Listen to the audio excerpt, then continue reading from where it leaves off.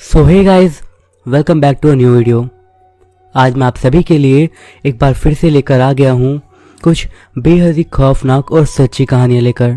अगर आप मेरे चैनल पे न्यू हो तो मेक श्योर कि आप इसे सब्सक्राइब करो, क्योंकि मैं आपके लिए ऐसी स्टोरीज लेकर आता रहता हूँ। अगर आपको अपने साथ घटी घटनाएं मुझे बतानी है तो आप उन्हें भेज सकते हो मेरे इंस्टाग्राम आईडी या व्हाट्सएप नंबर के ज़रिए, जो कि आपको स्क्रीन पर दिख रहे होंगे। इसी के साथ हम बढ़ते हैं आज की अपनी फर्स्ट स्टोरी की तरफ। अपनी आंखों के सामने उस भयानक मंजर को देखकर वहां मौजूद शहर के सभी बड़े और रईस लोग बहुत घबरा गए थे। श्रुति ने अपने एक हाथ से शौर्य को गला पकड़ रखा था और सामने की दीवार से चिपकाया हुआ था। उसके बड़े बड़े नाखून शौर्य के गले में धंस चुके थे और उसके गले से खून बह रहा था। और श्रुति के माता पिता उसको शौर्य से अलग करने की कोशिश कर रहे थे, लेकिन वो श्रुति को ज़रा सा भी हिला ना सके। उधर श्रुति अपनी बड़ी बड़ी लाल आंखों से उस पर चिल्ला रही थी। उसकी आंखों का साइज काफ़ी बढ़ चुका था। उसकी आंखें इतनी लाल थी कि उनमें जैसे खून उतर चुका हो। उसके चेहरे पर एक रोशनी भी पड़ रही थी। उसके बाल लगातार हवा में उड़ रहे थे और ज़ोर ज़ोर से वो शौर्य पर चिल्लाते हुए कह रही थी, क्या हुआ कमीने, पहचाने नहीं तूने मुझे? मैं अनामिका हूँ। मैं तेरी उस हैवानियत का बदला लेने वापस आ गई। अब तू मुझसे बच नहीं सकता। उधर शौर्य दर्द से कराहा जा रहा था। उसके गले से खून बह रहा था। श्रुति के माता पिता द्वारा शौर्य को छुड़ाने की सारी कोशिशें नाकाम हो रही थी। तभी राजीव और श्रुति के कुछ रिश्तेदार, जिन्होंने श्रुति के माता पिता के साथ मिलकर श्रुति को पीछे खींचा, और वो कोशिश कामयाब रही। श्रुति शौर्य से दूर हो चुकी थी। इसी के साथ वो धड़ाम से नीचे गिरा और वो बिल्कुल बेसुध हो चुका था। उसकी वाइट शर्ट अब पूरी तरीके से लाल हो चुकी थी। श्रुति के माता पिता उसे कमरे में बंद करके शौर्य को तुरंत अस्पताल ले गए और डॉक्टर ने शौर्य का इलाज शुरू कर दिया। आज 30 जून शनिवार का दिन मेरे एक खास दोस्त राजीव की एंगेजमेंट है, जिसमें हम सभी दोस्त आज शाम को 5 बजे शामिल हो रहे हैं। राजीव और श्रुति एक साथ एक ही ऑफिस में काम करते थे और वहीं दोनों के बीच में प्यार हुआ और अब बात शादी तक आ चुकी थी। राजीव और श्रुति दोनों अमीर फैमिली से आते हैं, तो आज शाम की एंगेजमेंट में शहर के बड़े बड़े लोग शामिल होने वाले थे। श्रुति और मैं एक ही सोसाइटी में रहते हैं, लेकिन हमारी बिल्डिंग अलग अलग हैं, जो कि एक दूसरे के आमने सामने ही हैं। दोनों बिल्डिंग्स में यही कोई 15 से 20 फीट का डिस्टेंस है और मैं 15वें फ्लोर पर रहता हूँ और श्रुति मेरे सामने वाली बिल्डिंग में 13 फ्लोर पर। अभी सुबह के 11 बजे हैं। राजीव और श्रुति के साथ मैं और श्रुति की दोस्त तान्या एक ज्वेलरी शॉप पर एंगेजमेंट रिंग पसंद करने गए हुए हैं। काफ़ी समय बीतने पर श्रुति को अपने लिए कोई अंगूठी पसंद नहीं आ रही थी। तभी उसकी नज़र काउंटर के अंदर रखे एक ट्रांसपेरेंट पाउच पर पड़ी, जिसमें काफ़ी सुंदर सी अंगूठी रखी हुई थी। श्रुति ने सेल्समैन को वह अंगूठी दिखाने को बोला, लेकिन सेल्समैन वो अंगूठी दिखाने में आनाकानी कर रहा था। तो श्रुति थोड़ा गुस्सा होकर ज़ोर से बोलने लगी। श्रुति की आवाज़ दुकान के मालिक ने सुनी तो उसने सेल्समैन को वो अंगूठी दिखाने को बोला। सेल्समैन ने भी बिना देरी करे अंगूठी उसे दिखा दी। श्रुति को वो देखते ही पसंद आ गई और उसने वो फाइनल कर ली। अब थोड़ा बहुत शॉपिंग करने के बाद हम लोग वापस घर चले गए और शाम के प्रोग्राम के लिए तैयार होने लगे। हम सभी दोस्त 5 बजे श्रुति के घर पहुंच गए। वहां पर राजीव, उसके परिवार वाले और रिश्तेदार पहले से ही मौजूद थे और सभी गेस्ट भी आ चुके थे। 5 बजे सगाई की रस्में शुरू कर दी गई और 5:15 बजे के मुहूर्त पर राजीव और श्रुति ने एक दूसरे को अंगूठी पहना दी। बातें करते करते और हंसी मजाक करते हुए अभी तक 6 बज चुके थे और 10 से 15 मिनट पहले श्रुति भी अपने रूम में चली गई थी। प्रोग्राम में मौजूद सभी लोग बातें करने और खाना खाने में व्यस्त थे। तभी साथ में लगते रूम से एक ज़ोरदार आवाज़ आई, जैसे कोई कांच का बर्तन टूट गया हो, और उसी के बीच श्रुति की ज़ोरदार चिल्लाने की आवाज़। वहाँ मौजूद सभी लोग उस कमरे से आती आवाज़ की ओर बढ़े तो वहाँ का नज़ारा देखकर सभी लोग हैरान और परेशान हो गए।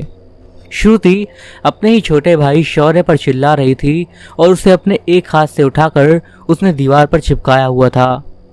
ये सब सोचता हुआ मैं घर पहुंचा और रात हो गई।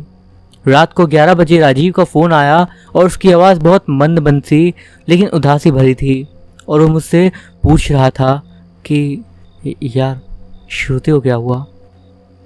मेरे पास राजीव की इन बातों का कोई जवाब नहीं था, तो मैंने बोला कोई नहीं यार, थोड़ा स्ट्रेस में होगी, वैसे भी भाई बहन में तो लड़ाई होती रहती है, इतना मत सोच, जाने देना। हमने फ़ोन रख दिया और मैं सोने चला गया। सुबह उठा और बालकनी में आया तो देखा श्रुति की बिल्डिंग के नीचे एम्बुलेंस खड़ी है। कुछ देर में वहीं खड़ा रहा और जब देखा कि श्रुति के माता पिता उसे पकड़कर जबरन एम्बुलेंस में ले जा रहे हैं तो मैं नीचे गया, पर तब तक एम्बुलेंस जा चुकी थी। इसीलिए मैंने श्रुति के फ्लैट के आसपास पूछताछ करी तो पता चला कि श्रुति की तबीयत रात में और ज़्यादा बिगड़ गई थी। रात भर वो ज़ोर ज़ोर से चिल्लाती रही, मैं उन चारों कमीनों को नहीं छोड़ूंगी, मैं वापस आ चुकी हूँ, मैं मुझ पर हुई हैवानियत का बदला लेकर रहूँगी, अब उन चारों कमीनों को मुझसे कोई नहीं बचा सकता। और ऐसा बोलकर वो लगातार हंसे जा रही थी। मैंने तुरंत ही राजीव को फ़ोन किया और इस घटना की जानकारी दी। राजीव जल्दी से वहाँ पर आ गया और हमारे कुछ दोस्त भी। तभी एक दोस्त ने बीच में टोकते हुए कहा, यार मुझे तो ये कुछ भूत फूत का चक्कर लग रहा है, मैं एक बाबा को जानता हूँ, वो हमेशा पास वाले जंगल के बीच में उस पुराने और बड़े बरगद के पेड़ के नीचे तपस्या करते रहते हैं। अब हमें उनकी बात पर यकीन होने लगा था और हम सब भी इसीलिए बिना टाइम वेस्ट करे जंगल में बाबा जी के पास पहुंच गए। वहां पहुंचे तो देखा बाबा जी एक बड़े से बरगद के पेड़ के नीचे ध्यान लगाए बैठे हैं। राजीव भागकर उनके पास पहुंचा और गिड़गिड़ाते हुए कहने लगा, बाबा मेरी मदद करो, मैं बहुत परेशान हूँ। और इसी के साथ बाबा ने अपनी आंखें खोली और राजीव के सर पर हाथ रखते हुए कहा, जो जैसा करेगा वैसा भरेगा, तो चिंता मत कर, सब ठीक हो जाएगा। बाबा उठकर खड़े हो गए और राजीव के साथ चल पड़े और हम भी पीछे पीछे आने लगे।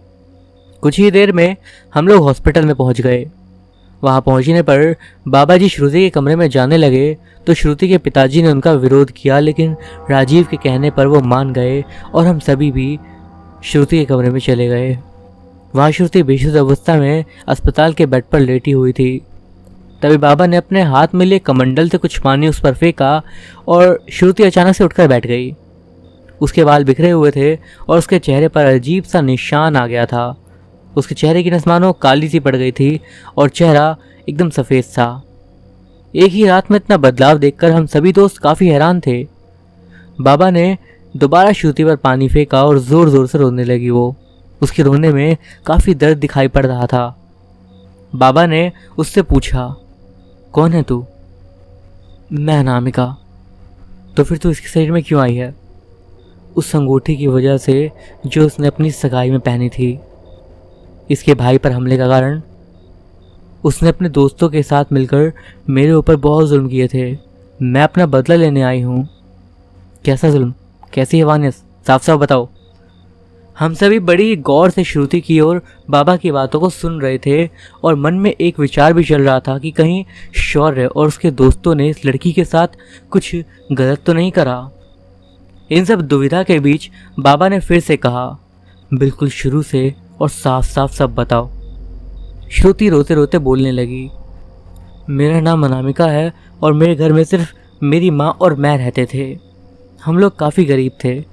पिता के ना होने के कारण मेरी माँ घर घर जाकर काम करती थी और बड़ी मुश्किल से उन्होंने मुझे पढ़ाया था। मैं 21 साल की हो गई थी और मेरी ग्रेजुएशन पूरी हो गई थी। इसीलिए इंटरव्यू देने के लिए मैं एक आईटी कंपनी में पहुंची। वो मेरा फर्स्ट इंटरव्यू था। मेरा नाम पुकारा गया और मैं इंटरव्यू के लिए अंदर कैबिन में चली गई। टेबल के दूसरे साइड 2 लोग बैठे थे, जिसमें एक कंपनी के सीनियर मैनेजर अनुराग सिंह और दूसरी कंपनी के मालिक सक्सेना जी थे। अनुराग जी 27-28 साल के एक जवान लड़के थे, जबकि सक्सेना जी 60 से 65 साल के एक बुजुर्ग व्यक्ति। कुछ देर इंटरव्यू चला और मेरा सिलेक्शन हो गया। मुझे फ्रंट डेस्क टेक्निकल एग्जीक्यूटिव की नौकरी मिल गई थी। मैं खुशी खुशी घर गई और माँ को खुशखबरी दी। हम दोनों काफ़ी खुश थे और अगले दिन से ही मुझे नौकरी पर जाना था, तो मैं सारा काम जल्दी से करके सो गई। सुबह उठकर मैंने सारा काम वापस से करा और मेरे ऑफिस का समय 9 बजे का था, लेकिन मैं 8:30 बजे तक वहाँ पर पहुँच गई थी। ऑफिस में मेरा पहला दिन था और यह एक मल्टीनेशनल कंपनी थी। 9 बज चुके थे और सारा स्टाफ ऑफिस में आ गया था। सभी ने काफ़ी अच्छे अच्छे कपड़े पहने थे और सभी का बोलने का तरीका और कपड़े सब हाई स्टैंडर्ड था। मैं इस जॉब को पाकर बहुत खुश थी। उसी समय कुछ लड़कियां मेरे पास आई और मुझसे बोली, न्यू ज्वाइनिंग? यस। हम सभी ने अपना अपना इंट्रोडक्शन दिया और हाथ मिलाए। तभी हमारे बॉस और कंपनी के senior manager Anurag ji office में आ गए और स्टाफ के सभी लोग और मेरे साथ खड़ी लड़कियां एक एक करके उन्हें गुड मॉर्निंग विश कर रहे थे। मैंने विश करा और उन्होंने मुस्कुराते हुए जवाब दिया और अपने कैबिन में चले गए। मेरे साथ खड़ी सभी लड़कियां अनुराग जी के बारे में ही बात कर रही थी। उनकी बातों से ऐसा लग रहा था कि वो सभी उन पर मरती हैं। मुझे भी अनुराग जी पसंद हैं और वो एक सुंदर चेहरे वाले हट्टे कट्टे और खुशमिजाज इंसान थे। उनकी पर्सनैलिटी काफ़ी इम्प्रेसिव थी। वो एक मिस्टर परफेक्ट थे। ये सब सोचते सोचते मुझे एक ख्याल आया कि मैं एक एवरेज दिखने वाली लड़की हूँ और उस ऑफिस में कितनी सुंदर सुंदर लड़कियाँ हैं जो अनुराग जी पर मरती हैं। अनुराग जी इन सबको भाव भी नहीं देते, तो मेरा तो सवाल ही पैदा नहीं होता। खैर, फ़र्क तो मेरी और उनकी हैसियत में भी ज़मीन और आसमान का है। और मैं यहाँ पर ये सब करने नहीं आई। मुझे अपनी माँ का सपना पूरा करना है। मुझे बस काम पे फोकस करना है। इसी के साथ मैं अपने काम पर लग गई। मुझे यह काम करते करते धीरे धीरे 1 साल हो गया था। अनुराग जी और कंपनी के मालिक सक्सेना जी मेरे काम से काफ़ी खुश थे। जब भी मेरी उनसे बात होती तो वो मुझसे काफ़ी प्यार से बात करते। 1 साल पूरा होने पर अनुराग जी ने मुझे अपने कैबिन में बुलाया और एक पार्टी देने को कहा। मैं उनकी बातें सुनकर थोड़ा संकोच में पड़ गई और सोचने लगी, मैं इन सब फालतू चीज़ों पर पैसे खर्च नहीं कर सकती। मुझे सोचता देख अनुराग जी बोले, अरे अनामिका, किस सोच में पड़ गई? चिंता मत करो, मैंने तुम्हें यहाँ 1 साल पूरा होने की खुशी में पार्टी के लिए नहीं बुलाया। मैं फिर से सोच में पड़ गई ये सब सुनकर। अनुराग जी मुस्कुराते हुए कहे, पार्टी तो आज ज़रूर लूँगा, लेकिन फ्रंट डेस्क टेक्निकल एग्जीक्यूटिव से नहीं, बल्कि सीनियर टेक्निकल एग्जीक्यूटिव से। मैं फिर से सोच में पड़ गई, जब पार्टी उनसे लेनी है तो मुझे क्यों बुलाया? अनुराग जी ने फिर से मुस्कुराते हुए कहा, अरे तुम भी ना यार। और उसके बाद उन्होंने अपने टेबल से एक लिफाफा उठाकर मुझे दे दिया। Congratulations miss Anamika, you are senior technical executive now. मैं सरप्राइज थी और मुझे कुछ समझ में भी नहीं आ रहा था कि ये सब क्या हो रहा है। इसी बीच अनुराग जी ने कहा, अरे यार तुम्हारा प्रमोशन हो गया और सैलरी भी डबल, अब तो मुस्कुरा दो। ये सुनकर मैं खुश हो गई और मुझे देखकर अनुराग जी ने कहा, अब तो पार्टी बनती है ना। मैंने भी खुशी खुशी अपना सर हिला दिया और लिफाफा लेकर अपनी डेस्क पर आ गई। मैं काफ़ी खुश थी और मन ही मन काफ़ी उछल रही थी। शाम को मैं घर पहुंची और मैंने माँ को सब बताया और माँ को बाहर खाना खिलाने के लिए मनाया। शायद अब हमारे दिन बदलने वाले थे। माँ ने पहली बार किसी होटल में खाना खाया और ये होटल हमारे शहर के सबसे बड़े होटल के बिल्कुल सामने था। खाना खाते खाते मैंने माँ से वादा किया कि एक दिन मैं उनको उस होटल में भी खाना खिलाऊंगी। फिर उसके बाद हम दोनों खुशी खुशी घर आ गए। अगले दिन पूरे स्टाफ ने मुझे कॉन्ग्रेचुलेशंस कहा और मेरे प्रमोशन के बारे में सबको पता लग चुका था। मैं अनुराग जी के कैबिन में गई और उन्हें थैंक यू बोला। अनुराग जी ने मुस्कुराते हुए मुझे बैठने को कहा और मैं भी बैठ गई। Thanks once again sir. अरे इसमें थैंक्स की कोई बात नहीं है, सब तुम्हारी मेहनत है। इसी के साथ अनुराग जी ने खड़े होकर मेरे पास आए और मेरे पास में ही टेबल पर बैठते हुए कहे, देखो अनामिका, मुझे गलत मत समझना, मैं तुम्हें पसंद करता हूँ। जब पहली बार मैंने तुम्हें इंटरव्यू के टाइम पर देखा था, तभी से मैं तुम्हारे भोलेपन और सादगी से इम्प्रेस हो गया था और पिछले 1 साल में तुम्हारी मेहनत करने का जज्बा मैंने देख लिया है। अब मैं तुमसे टाइम पास ना करते हुए शादी करना चाहता हूँ। मैं चुपचाप सुन्न होकर उनकी बातें सुन रही थी। मैं आश्चर्य में थी कि मेरे जैसी लोअर क्लास लड़की, जिसकी उनके सामने कोई हैसियत नहीं है और जो देखने में भी एवरेज है, अनुराग जी उसे प्रपोज कर रहे थे। अंत में उन्होंने कहा, कोई जल्दी नहीं है, सोचकर आराम से जवाब देना। ये सुनकर मैं खड़ी हो गई थी और थोड़ा घबराते हुए दबी दबी आवाज़ में मैंने बोला, सर मैं उतनी अच्छी फैमिली से नहीं हूँ, आप जितनी हैसियत नहीं है मेरी, और मेरी माँ का सपना मुझे पूरा करना है। तब अनुराग जी ने बोला, मैं तुम्हें पसंद करता हूँ, तुम्हारी हैसियत से मुझे फ़र्क नहीं पड़ता, और रही बात तुम्हारी माँ की, तो वो मेरी माँ जैसी है और शादी के बाद मैं भी उनके सपने पूरे करने की कोशिश करूँगा। ये सुनकर मैं चुपचाप बिना जवाब दिए कैबिन से बाहर आ गई और शाम को घर जाकर मैंने माँ को सारी बात बता दी। माँ ने कहा, बेटा ऐसे रिश्ते रोज़ रोज़ नहीं मिलते, तो चिंता मत कर और अपना भविष्य देख। उसी टाइम पर किसी ने दरवाज़ा खटखटाया तो मैंने देखा अनुराग जी अपने माता पिता के साथ मेरे घर आए हैं और उनके हाथों में सामान भी था। अनुराग जी बिना कुछ कहे मुस्कुराते हुए अंदर आ गए और उन्होंने मेरी माँ के पैर छुए। वो सब बैठकर बातें कर रहे थे और मैं किचन में सबके लिए नाश्ता बना रही थी। इन सब बातों में अनुराग जी और मेरा रिश्ता तय हो गया और 2 दिन बाद ही हमारी सगाई फाइनल कर दी गई। मैं बहुत खुश थी। आज मेरी सगाई थी और मेरी सगाई शहर के सबसे बड़े होटल में रखी गई। अनुराग जी और मैंने एक दूसरे को रिंग पहनाई और अनुराग जी मेरे लिए बहुत ही स्पेशल अंगूठी बनवाए थे। उस पर छिपा हुआ मेरा नाम लिखा था।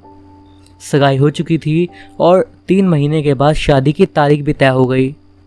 अगले दिन जब मैं ऑफिस में पहुंची तो शाम को जाने से पहले अनुराग जी ने मुझे बुलाया और कहा, अनामिका आज से तुम्हारा ऑफिस का टाइम बदल रहा है, जो कि 2 बजे से 10 बजे तक रहेगा। मैंने कहा ऐसा क्यों? तो उन्होंने कहा, इससे तुम्हें सीखने में और मदद मिलेगी। लेकिन मैं घर कैसे जाऊंगी इतनी देर तक? इसके बारे में मैं चिंतित थी। तो अनुराग जी ने कहा, कंपनी का ड्राइवर तुम्हें मोहल्ले के चौक तक छोड़ देगा। अब मैं थोड़ा खुश हुई क्योंकि चौक से मेरा घर सिर्फ 200 से 300 मीटर दूरी पर था। मैंने हामी भर दी। अब हमारी सगाई को 1 हफ्ता हो चुका था और आज मैं ऑफिस से थोड़ा लेट हो गई थी। रास्ते में गाड़ी पंचर हो गई थी जिससे मोहल्ले के चौक तक पहुंचने में 11:30 बज चुके थे। मैं गाड़ी से उतरी और जल्दी जल्दी घर की तरफ बढ़ी। कुछ दूरी चलने पर सामने एक गाड़ी खड़ी दिखी जिसकी हेडलाइट ऑन थी। गाड़ी के बोनट के पास 4 लड़के थे जिनके हाथ में एक गिलास था और एक बोतल गाड़ी के बोनट पर रखी हुई थी जिसमें शराब थी। मैं जल्दी जल्दी वहाँ से जाने लगी और मैंने उन्हें पार कर लिया।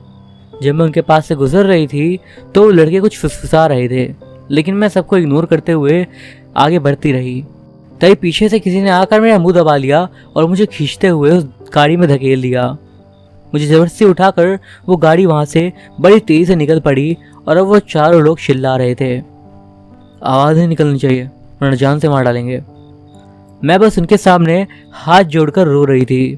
मैंने सड़क पर पहुंचने पर मेरे साथ पीछे बैठे 2 लड़के मेरे साथ ज़बरदस्ती करने लगे और मेरे कपड़े फाड़ने लगे। मैं रो रही थी और मुझे छोड़ने के लिए भीख मांग रही थी। उन लोगों के सामने मैं गिड़गिड़ा रही थी, प्लीज़ भैया मुझे छोड़ दो, प्लीज़ मुझे छोड़ दो, कोई तो मेरी मदद करो, मैं आपकी बहन जैसी हूँ, प्लीज़ मुझे जाने दो। पर उनके ऊपर मेरे रोने और गिड़गिड़ाने का कोई असर नहीं हुआ। वो लोग अपनी हरकत करते रहे। गाड़ी भी शहर की सड़कों पर तेज़ रफ्तार से चल रही थी और वो चारों एक एक करके मुझे अपनी दरिंदगी का शिकार बना रहे थे। रात भर सड़कों पर गाड़ी चलती रही और वो चारों दरिंदे एक एक करके अपनी हवस मिटाते रहे। मैं रो रही थी, चीख रही थी, गिड़गिड़ा रही थी, लेकिन नशे में धुत वो चारों हैवान मेरी एक नहीं सुन रहे थे। 1 बार 2 बार फिर बार बार मेरे साथ ज़बरदस्ती करी गई। मैं तड़पती रही और अब मेरी हिम्मत जवाब दे चुकी थी। मैं बेजान वस्तु की तरह गाड़ी की सीट पर पड़ी थी, लेकिन वो चारों फिर भी मुझे बार बार नोच रहे थे। अब सुबह होने को थी और चारों आपस में बात करने लगे कि इसने हमारा चेहरा देख लिया है, अगर जाकर कंप्लेन कर दी तो। उनमें से एक ने कहा, मारकर जंगल में फेंक देते हैं। इस बात पर चारों मान गए। मैं सब कुछ सुन रही थी, लेकिन अब मेरे अंदर जीने की इच्छा खत्म हो चुकी थी और मैं खुद भी मरना चाहती थी। गाड़ी जंगल के पास पहुंची और उनमें से एक ने चाकू से मेरा गला काट दिया और चलती गाड़ी से मुझे नीचे फेंक दिया। मेरा सर जाकर नीचे पत्थर से लगा, पर मैं अभी भी जिंदा थी और वहाँ पड़ी पड़ी तड़प रही थी। अपनी बूढ़ी माँ के बारे में सोच रही थी कि उस बेचारी का क्या होगा मेरे बिना। तभी वो गाड़ी फिर से आकर वहाँ रुकी और एक लड़का गाड़ी से उतरा और मेरी उंगली से उसने उस अंगूठी को निकालने लगा और अंगूठी निकालते निकालते ही मैंने अपनी आखिरी सांस ली। और तभी श्रुति जोर से चिल्लाते हुए बोली, मैं अपना बदला लेकर रहूँगी, मुझे छोड़ दो बाबा।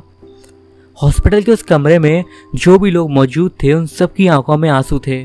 सबके रोंगटे खड़े हो गए थे कि इतनी हैवानियत के साथ कौन कैसे कर सकता है। सबके दिल में एक ही सवाल था, इसमें शायद हम सबकी भी गलती हो जो हम अपने बच्चों को अच्छे संस्कार नहीं दे पाते। दूसरी लड़कियों को इज्जत देना और उनकी रक्षा करना हमारा धर्म है और हम यहाँ उनकी इज्जत को तार तार करने में लगे हुए थे। दूसरी लड़कियाँ भी तो किसी की बहन, किसी की बेटी हैं, जैसे हमारी बेटियाँ हैं। सबका मन बहुत भारी हो चुका था और सब अनामिका के लिए सहानुभूति रख रहे थे। साथ में अनामिका के लिए इंसाफ की मांग कर रहे थे। श्रुति और शौर्य के माता पिता भी अनामिका के साथ खड़े थे। तभी बाबा बोले, वादा कर, तेरा बदला पूरा होने के बाद इस बच्ची का शरीर तू छोड़कर चली जाएगी। अनामिका ने हाँ बोला। सब लोग उस कमरे से बाहर आ गए और अगले दिन मुझे जानकारी मिली कि श्रुति का भाई शौर्य और उसके तीनों दोस्त अब नहीं रहे। श्रुति अब बिल्कुल ठीक है। राजीव और श्रुति की शादी को 6 साल हो चुके हैं और उनकी एक 3 साल की बेटी है और उसका नाम अनामिका है। इन सब घटनाओं के बाद मैंने उस IT कंपनी में जाकर अनुराग जी के बारे में पता किया तो पता चला उन्होंने भी अपनी जॉब छोड़ दी है और वो अनामिका की माँ के साथ रहते हैं और अभी तक उन्होंने शादी नहीं करी है और शायद करे भी ना। मैं सच में सोचता हूँ कि हकीकत में शैतान कौन था।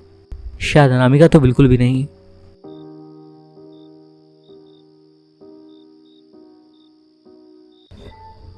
ये कहानी हमें बताई है हमारे सब्सक्राइबर मगन ने। आइए इस कहानी को उन्हीं के शब्दों में अब जानते हैं।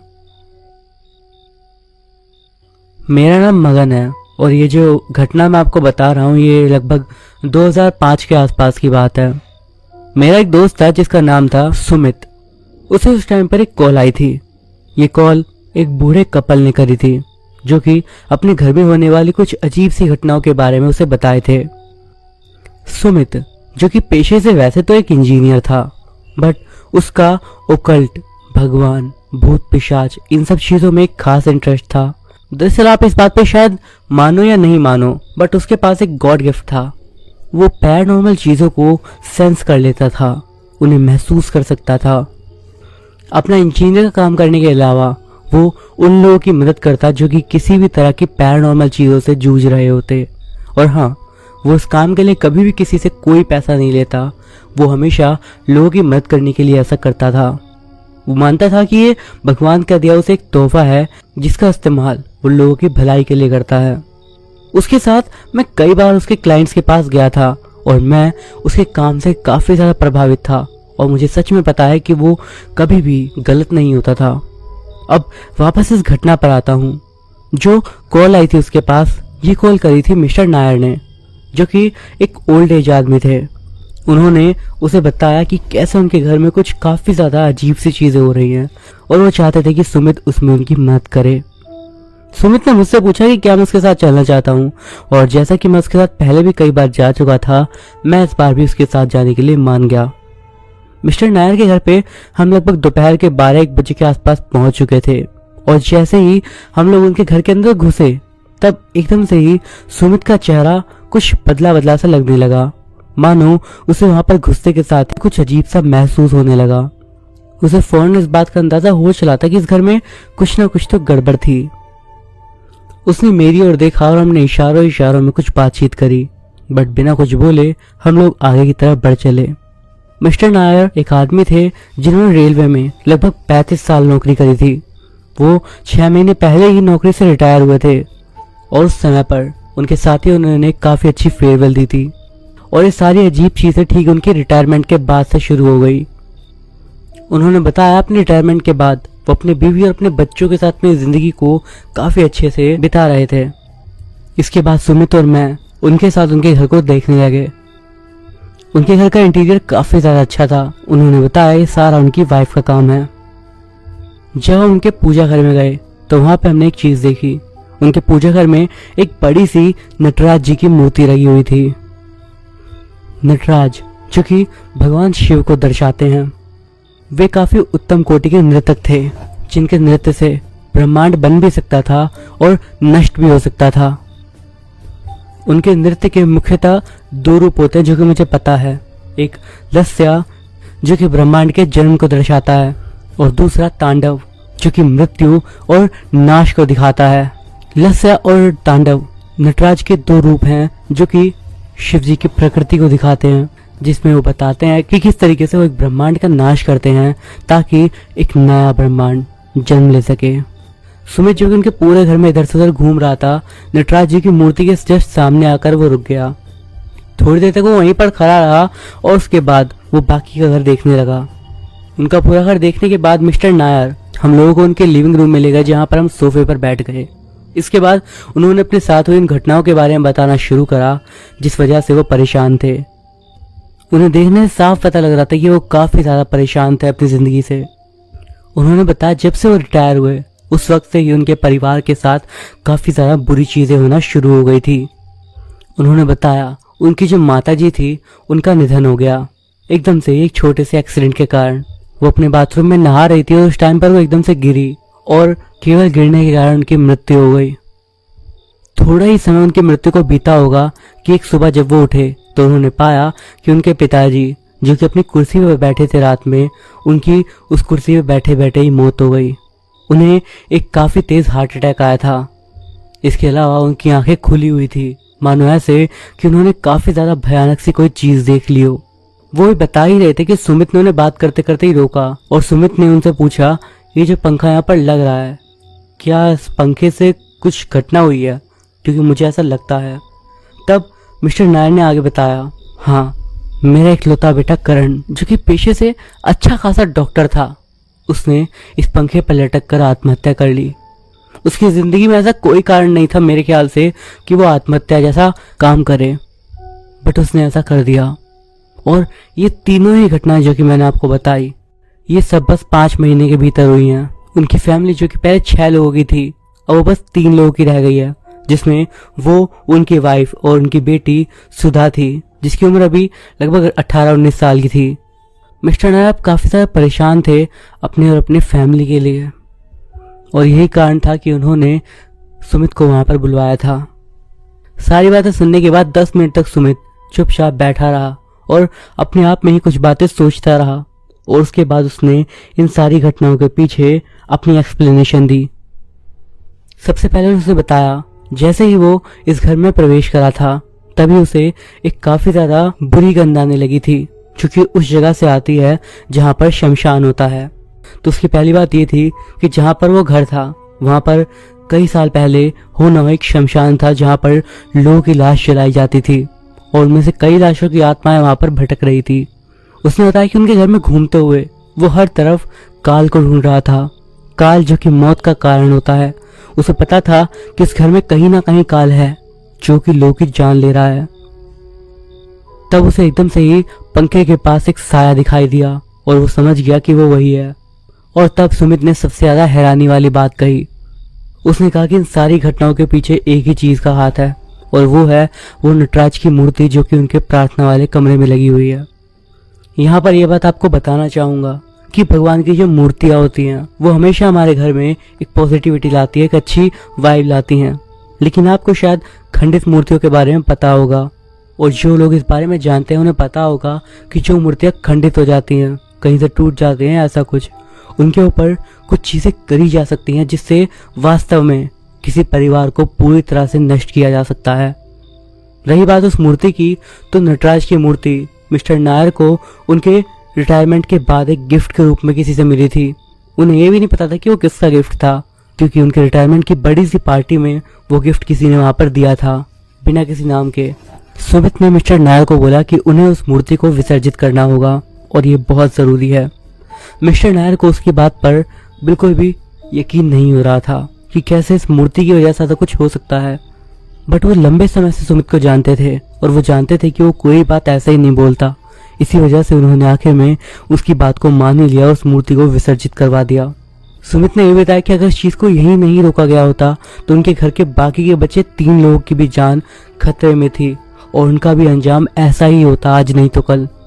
इसके बाद सुमित ने उन्हें दिलासा दिया कि सब कुछ जल्दी ठीक हो जाएगा, और उसके बाद हम लोग वहाँ से वापस आ गए। सुमित उनसे लगातार टच में रहा और लगभग 2 महीने के बाद हम लोग वापस उनके घर गए। तब मिस्टर नायर ने सुमित का शुक्रिया अदा करा, क्योंकि अब उनका परिवार बिल्कुल खुशी खुशी रह रहा था। मिस्टर नायर के परिवार के साथ दोबारा कभी भी ऐसी कोई घटना नहीं हुई और चीज़ें आज तक बिल्कुल अच्छे से बनी हुई हैं।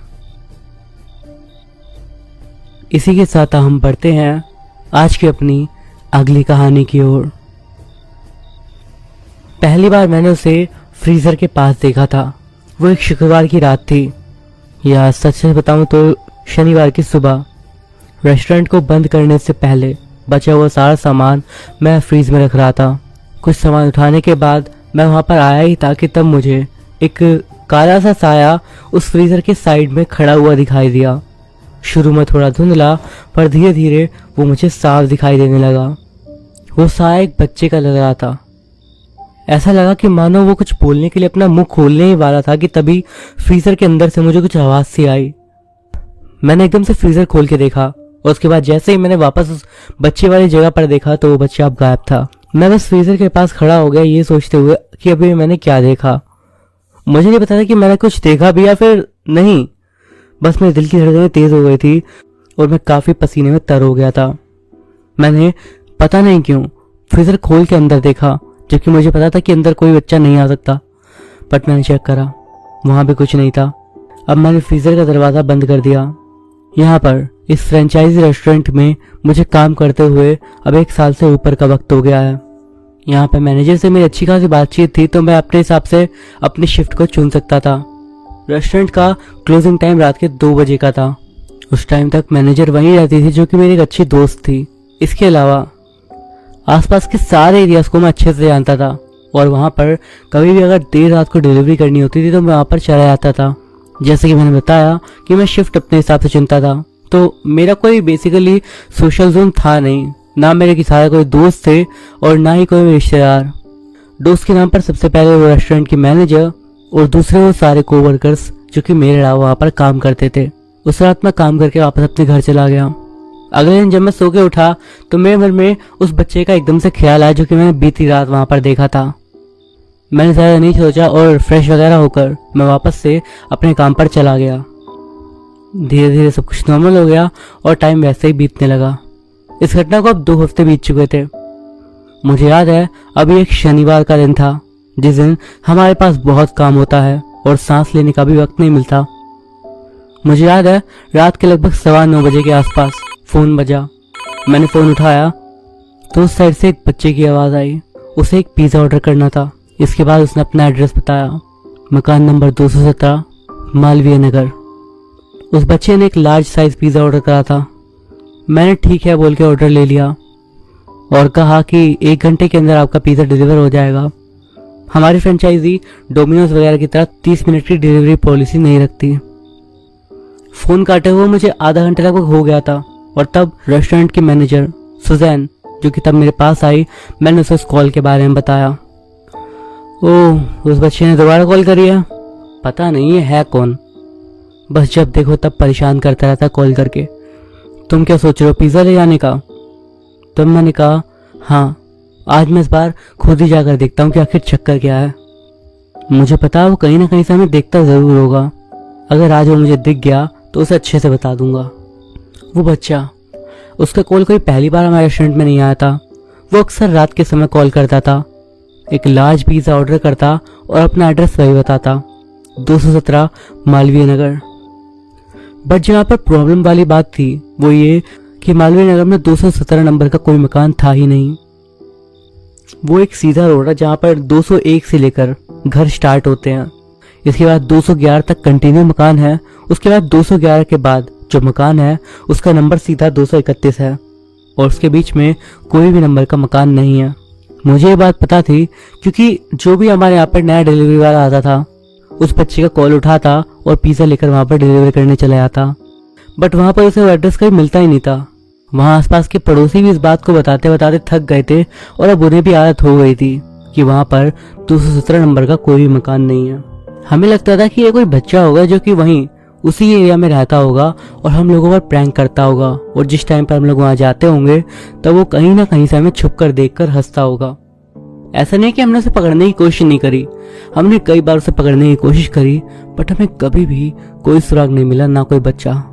अब पिज्जा लेकर डिलीवर करने के लिए मैं अपनी बाइक से निकल चुका था। गर्मियों का मौसम था, मैंने अपनी हाफ टी शर्ट पहन रखी थी और अच्छी स्पीड में मैं अपनी बाइक को भगा रहा था। मैंने रेलवे फाटक पार करा और उसके बाद मैं मालवीय नगर में आ चुका था।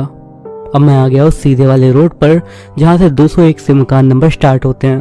अब मैंने अपनी बाइक की स्पीड कम कर दी, ये सोचते हुए कि हो सकता है मुझे कहीं ना कहीं से एक बच्चा दिख जाए जो कि मुझे छुप कर देख रहा हो। और तब मैं मकान नंबर 211 के आगे से निकला। तब मेरे होश उड़ गए। मकान नंबर 211 के जस्ट साइड में जो मकान है वो है 231 और उसके बीच में अब तक जितने भी ड्राइवर हमारे गए थे वो बताते थे कि वहां पर बस एक दीवार थी और कुछ भी नहीं।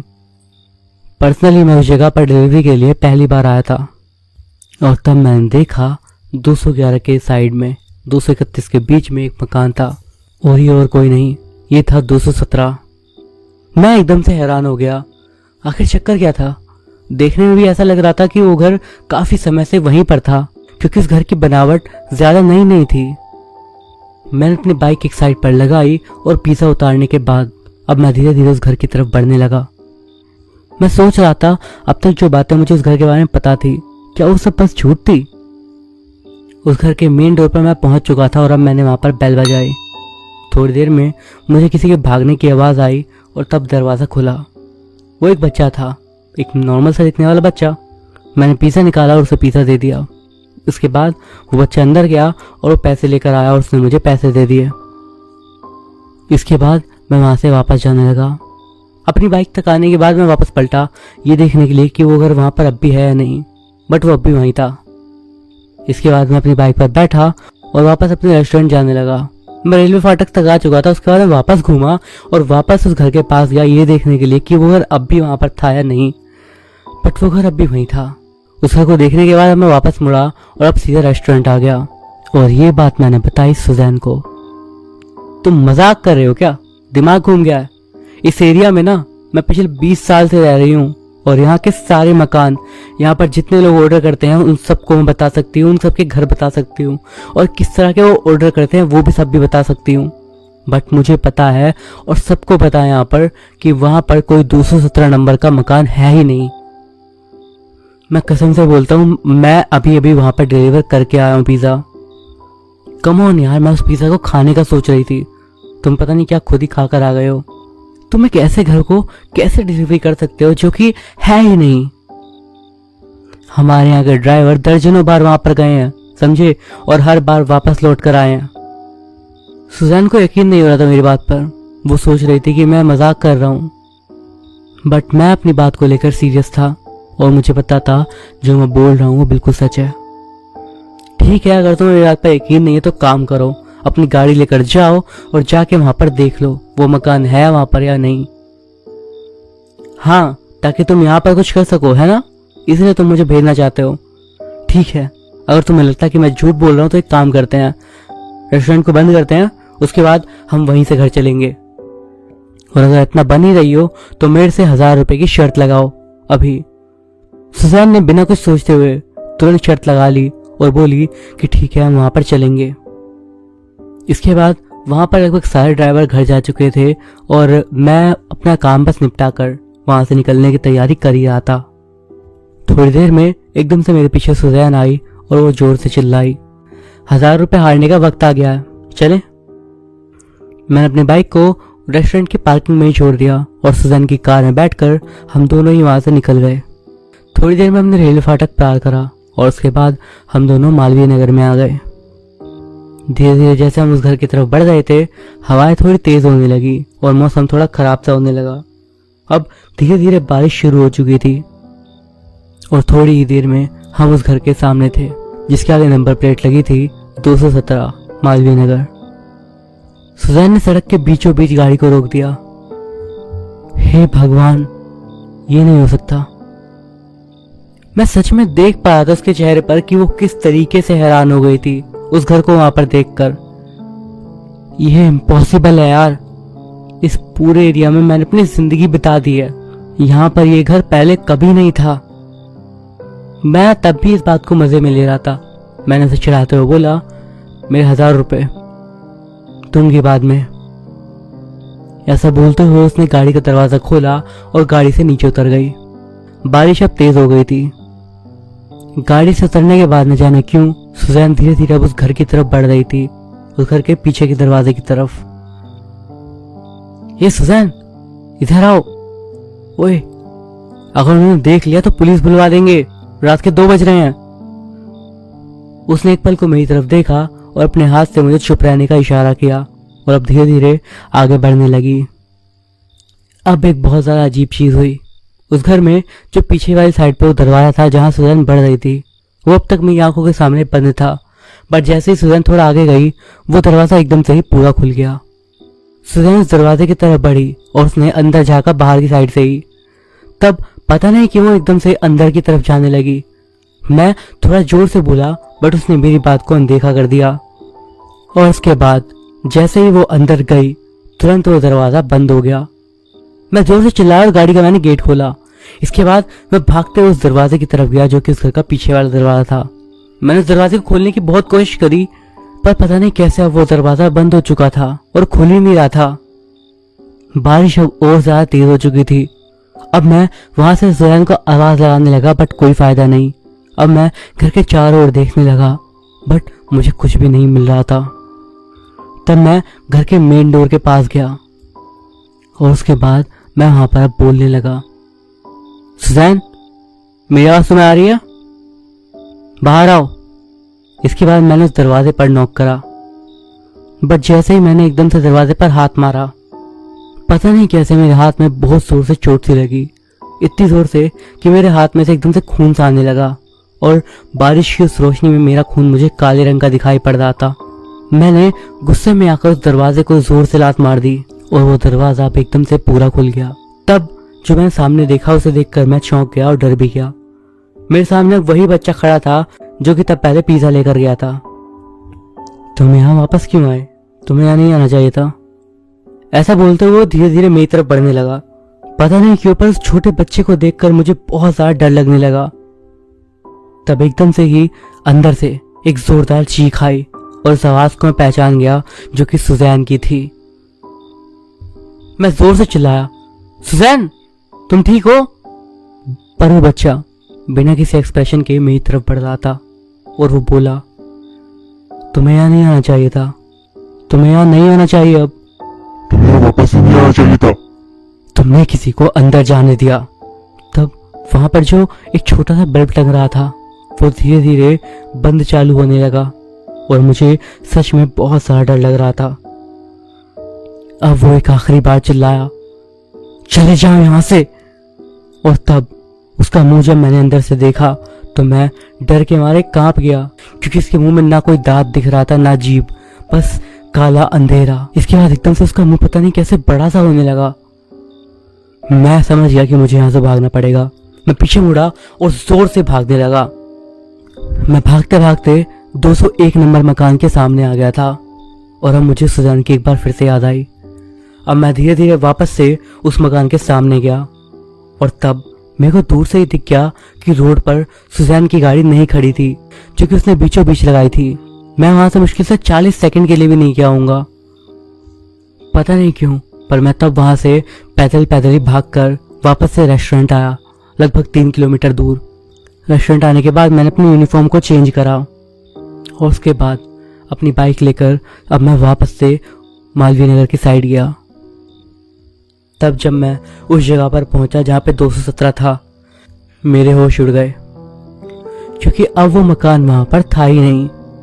वो पूरा का पूरा घर वहां से गायब हो चुका था, सुजैन की गाड़ी भी। मैं ये सब देखकर बहुत ज्यादा डर गया और बस मैं चुपचाप अपने घर चला गया। अगले दिन जब पुलिस वाले आए तो उन्होंने मैंने जो कहानी बताई उन्हें मेरी बात पर फौरन यकीन हो गया कि रात में अपना काम करने के बाद मैं चला गया और सुजैन कहाँ गई मुझे नहीं पता। पुलिस वालों ने तो मेरे से ज्यादा सवाल नहीं करे बट जो शॉप के ओनर थे उन्होंने मुझसे पूछा, क्या बात है, तुम कुछ छुपा रहे हो? मैंने कहा नहीं, पर मुझे तलक गया था कि उन्हें मेरे ऊपर शायद कुछ शक था। सभी लोगों ने लास्ट में यही कहानी बताई कि सुजैन, जिसके पास रेस्टोरेंट के लगभग 5 लाख रुपए थे, वो उन पैसों को लेकर कहीं भाग गई। कहीं ना कहीं सब जानते थे कि ऐसा हो ही नहीं सकता क्योंकि सुजैन उस टाइप की औरत थी ही नहीं। अगले कुछ दिनों तक रेस्टोरेंट के ओनर ही सुजैन का काम संभालते रहे। इसके बाद उन्होंने एक दूसरे बंदे को वहां पर मैनेजर बना दिया। सुजैन लापता हो चुकी थी। उसके घर वालों ने उन लोगों को एक इनाम देने की घोषणा करी जिस किसी ने भी उसे देखा हो। बट सुजैन के बारे में कभी दोबारा कुछ नहीं पता चला। मुझे पता है वहां पर क्या हुआ था और सुजैन कहाँ गई, बट मैं किसी को बता नहीं सकता क्योंकि उन लोगों को मेरी बात पर यकीन ही नहीं होगा। पुलिस वाले मुझे या तो पागल समझेंगे या ये समझेंगे कि सुजैन का मैंने मर्डर कर दिया। इसीलिए शायद मेरा चुप रहना ही सही था। सुजैन को लापता हुए लगभग 1 महीना बीत गया था। एक और शनिवार की रात थी। हम काफी ज्यादा बिजी थे। उस टाइम पर वहां पर एक नया लड़का ज्वाइन हुआ था जो कि कॉल पिक कर रहा था और मैं उसके साइड में ही था। तब एक कॉल आई और उस तरफ से आवाज़ वही उस बच्चे की आई। उसने 217 मालवीय नगर में एक ऑर्डर करा, लार्ज पिज़्ज़ा, और वो पिज़्ज़ा था पाइनएप्पल वाला। पर पाइनएप्पल वाला पिज़्ज़ा सुजैन का फेवरेट था।